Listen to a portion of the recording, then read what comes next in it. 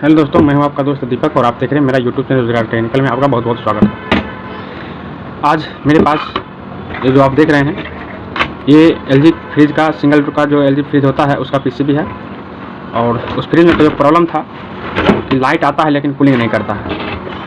तो ये जो पीसीबी खोल के मेरे पास लाए हैं वो टेक्नीशियन ही थे और ये पीसीबी मेरे पास लाया गया है रिपेयर होने के लिए, क्योंकि ये पीसीबी जो आप देख पा रहे हैं मेरे हाथ में जो पीसीबी है ये दोनों पीसीबी ख़राब है, जिसकी वजह से कंप्रेसर ऑन नहीं होता था फ्रिज का और कूलिंग नहीं होता था। तो आज हम सिखाएंगे और बताएंगे कि पीसीबी में क्या ऐसा प्रॉब्लम आया है इसकी वजह से कंप्रेसर ऑन नहीं हो रहा है। और आज हम इस पीसीबी को बना करके भी दिखाएंगे। अगर आज आप एक टेक्नीशियन हैं तो इस पीसीबी को इस प्रकार का फॉल्ट जो होता है उसको आप अपने से रिपेयर कर सकते हैं, सीख सकते हैं और आसानी से 700-800 रुपया 1000 रुपया आप बचा सकते हैं। तो चलिए वीडियो को शुरू कर दें। देखिए दोस्तों, कोई भी पीसीबी होता है उसमें दो सेक्शन होता है, एक प्राइमरी का और दूसरा सेकेंडरी का।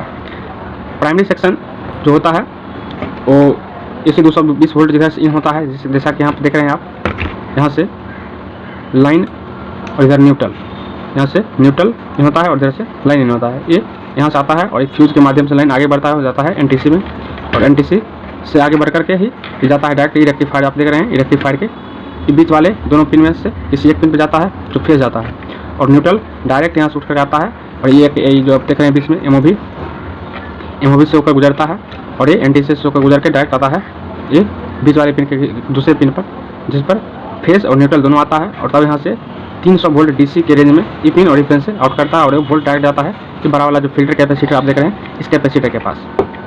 इस पीसीबी में जो प्रॉब्लम है ओवर वोल्टेज आया था और ये देख रहे हैं इसका एमओवी फट करके अलग हो गया, ख़राब हो गया। तो इस प्रकार से अगर आपके भी पीसीबी में प्रॉब्लम आता हो तो आप किस प्रकार से रिपेयर कर सकते हैं। तो चलिए हम बता रहे हैं कि अगर आप इस प्रकार पीसीबी को अगर हाथ लगा रहे हैं तो उसको हाथ लगाने से पहले आप सबसे पहले इसका जो आईपीएम आईसी होता है, ये वाली बड़ी वाली जो आईसी जिसमें हीट सिंक कसा हुआ है, इसमें देखिए नहीं कसा हुआ, देखिए ये वाली जो आईसी होती है सबसे पहले इस आईसी को ही चेक किया जाए कि आईसी सही है या नहीं तो पता चलेगा कि आप सारा काम कर लिए और बाद में पता चलेगा कि आईसी ही ख़राब है, तो आपका सारा काम पर पानी फिर जाएगा। तो सबसे पहले आईसी को चेक कर लीजिए कि आईसी अगर सही होगा तो पीसीबी ये बन जाएगा। आईसी सही होने का मतलब है इसका जो सेकेंडरी सेक्शन है डीसी वाला वो बिल्कुल सेफ और सुरक्षित है। अगर आईपीएम खराब हो गया तो इसका मतलब है सेकेंडरी सेक्शन बनने वाला नहीं है, इसलिए प्राइमरी में भी हाथ लगाना नहीं है। तो आईपीएम चेक करने के सबसे अच्छा तरीका हम बता देते हैं आपको।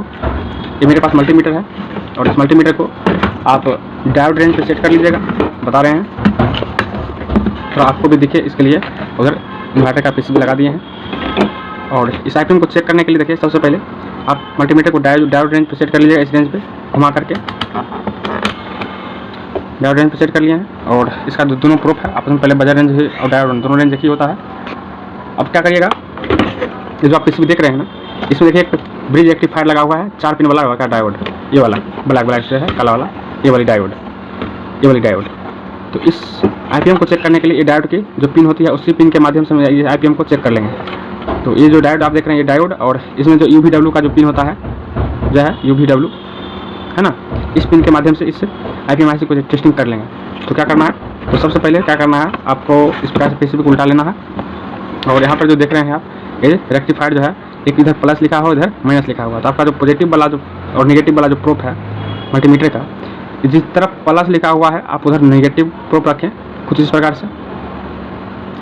और जो पॉजिटिव आप देख रहे हैं बिल्कुल उल्टा है, प्लस पर नेगेटिव रखे हैं और पॉजिटिव वाला वायर क्या किए हैं, इसका जो यूवीडब्ल्यू जो है यूवीडब्ल्यू ये वाली इसके पिन पर चेक करेंगे। तो आप देख पा रहे हैं मीटर पर रीडिंग, देखिए जो मीटर है इस पर रीडिंग देखिएगा तो लगभग 450 से 500 के बीच आपको रीडिंग देखने को मिलेगा। देखिए 508 इधर चेक करिए, इस पर 509 508 इस पर चेक करिए, ये सही है। अब क्या करिएगा, प्रोब को चेंज कर लीजिएगा, मतलब निगेटिव को हटाइए और पॉजिटिव को आप निगेटिव पर रख दीजिए कुछ इस प्रकार से। और इसको क्या करिए फिर उसी तरह से चेक करिए, दोनों तरफ से रीडिंग सेम मिलना चाहिए, देख रहे हैं आप कुछ इस प्रकार से। मतलब अब हम ये कंफर्म हो चुके हैं कि मेरा जो अपनी आईपीएम आईसी है ये बड़ी वाली जो आईसी है ये 50% ओके है, तब आप काम कर सकते हैं। तो इसमें जो प्रॉब्लम है उस प्रॉब्लम को पहले कैसे फेस करें, कैसे ठीक करें। देखिए इसका जो एमओवी है, एमओवी का फुल फॉर्म होता है मेटल ऑक्साइड वेरिएस्टर, और इसका काम है हाई वोल्टेज के आने के कारण, हाई वोल्टेज जब आपके फ्रिज में ओवर वोल्ट आएगा तो क्या करेगा, ये अपनी क्षमता के अनुसार जो भी वोल्ट से अधिक, इसके क्षमता से जो भी वोल्ट अधिक आता है तो क्या करता है, फट जाता है।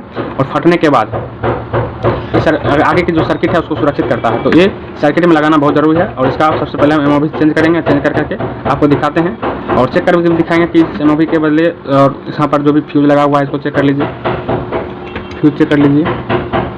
देखिए इसका फ्यूज भी कटा हुआ है, कोई रीडिंग नहीं है, देख पा रहे हैं, इसका फ्यूज भी कटा हुआ है और एमओवी तो कटा हुआ ही है। एनटीसी को चेक कर लीजिए, एनटीसी को जब चेक करेगा तो आपको बिग रेंज मिलेगा, एनटीसी सही है। तो इसका एमओवी और फ्यूज दोनों खराब है। तो चलिए हम दोनों को अलग करके नया लगाते हैं और आपको दिखाते हैं। तो सबसे पहले दोस्तों इस पीसीबी के अंदर जो एमओवी लगा हुआ है सबसे पहले इसको हम खोल लेते हैं सोल्डरिंग आयरन के माध्यम से। इसको खोल करके यहाँ से बाहर कर लेते हैं। एमओवी जब भी लगता है दोस्तों फेस और न्यूट्रल दोनों लाइन पे लगता है, ताकि कोई तरह का सर्किट में दिक्कत होगा तो आपने शॉर्ट होकर फटेगा, साथ में फ्यूज को भी पूरा ले जाएगा, जिससे मेरा जो भी सर्किट है आगे का वो सर्किट मेरा सुरक्षित रहेगा। इसलिए एमओवी का प्रयोग किया जाता है और एमओवी का होना सर्किट में बहुत ही ज़्यादा ज़रूरी है। तो अगर आप सर्किट रिपेयर कर रहे हैं तो एमओवी ज़रूर लगाएं। ऐसा नहीं है कि एमओवी नहीं लगाइएगा तो आपका पीसीबी काम करेगा, लेकिन हाँ भविष्य में आपका पीसीबी पूरी तरह ख़राब हो सकता है। तो देखिए इसका एमओवी इससे खोल कर अलग कर लिए हैं और सेम जो पीसीबी है मेरे पास उसमें भी सेम प्रॉब्लम है, तो उसका भी एमओवी साथ ही में खोल ही लेते हैं।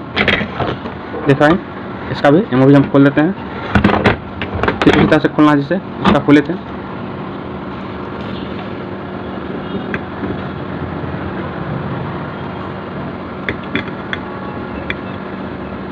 ये एक ऐसा कंपोनेंट है दोस्तों, ये अपने आप में बोलता है हम मर जाएंगे मिट जाएंगे, लेकिन आपको मरने मिटने नहीं देंगे। मतलब ये खुद शहीद हो जाएगा लेकिन आगे का जो सर्किट है उसको ये बचा लेता है। तो इसलिए इसको ज़रूर लगाएं। अगर नहीं लगाते हैं, अगर दूसरे पर अगर हाई वोल्टेज आ गया तो आपका सर्किट जो है पूरी की पूरी डेड हो जाएगा, पूरा बिल्कुल ख़राब हो जाएगा। पीसीबी नया लगाना पड़ जाएगा और नया पीसीबी लगाइएगा तो 2800-3000 रुपया लगेगा ही। तो इसको भी हम खोल ही लिए हैं। इसका छोटा सा कण इसमें फंसा हुआ है, उसको भी हम चिमटा के माध्यम से निकाल लेते हैं।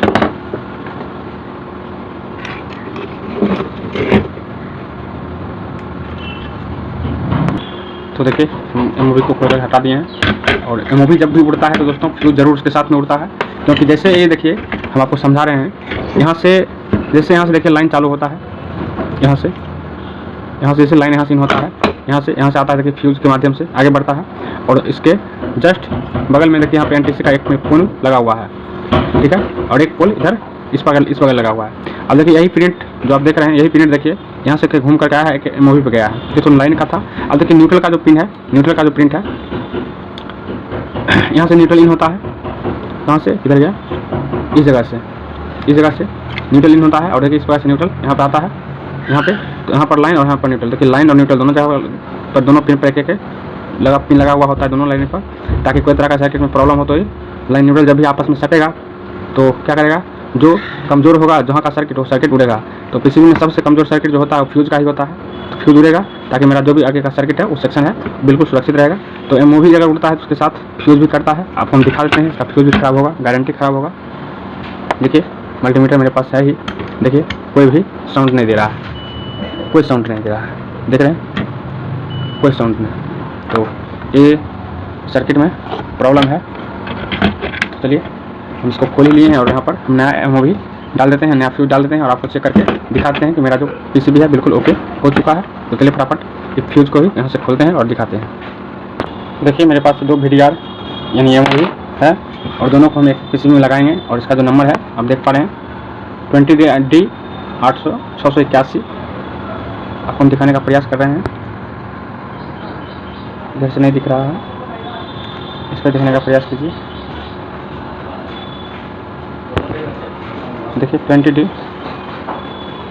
681 S इसका ये नंबर है और इसको हम इस पीसीबी में लगा देंगे।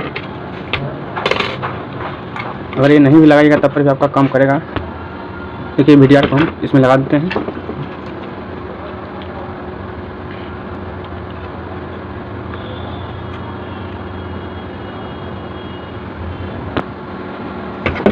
लग गया है, इसमें हम फटाक से सोल्डिंग कर देते हैं।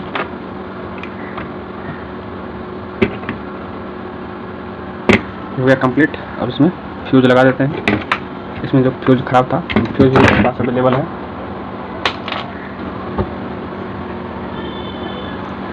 ये देखिए फ्यूज़, और इसको हम लगा देते हैं। लगाने से पहले एक बार हम टेस्टिंग कर लें कि ये जो फ्यूज़ है ये सही है या फिर ख़राब है। नहीं, बिल्कुल ओके है। तो चलिए इसको हम लगा देते हैं। फिर देखिए दोस्तों, हम फ्यूज़ को भी यहाँ पे सोल्डिंग कर लेते हैं कुछ इस प्रकार से। इसमें देखिए फ्यूज़ और एमओ भी लग चुका है। अब फाइनली इसका टेस्टिंग की बारी आती है, तो हम टेस्टिंग भी करके दिखा देते हैं आपको।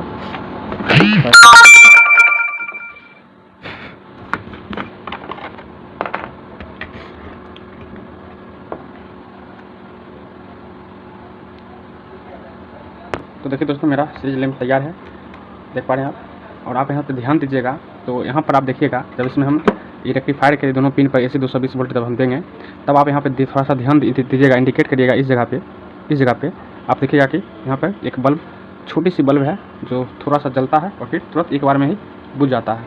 हम थोड़ा फोकस करने का प्रयास करते हैं।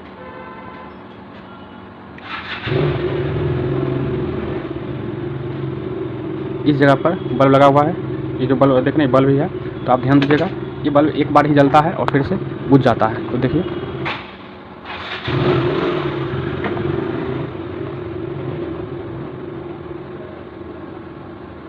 देखिएगा थोड़ा ध्यान से,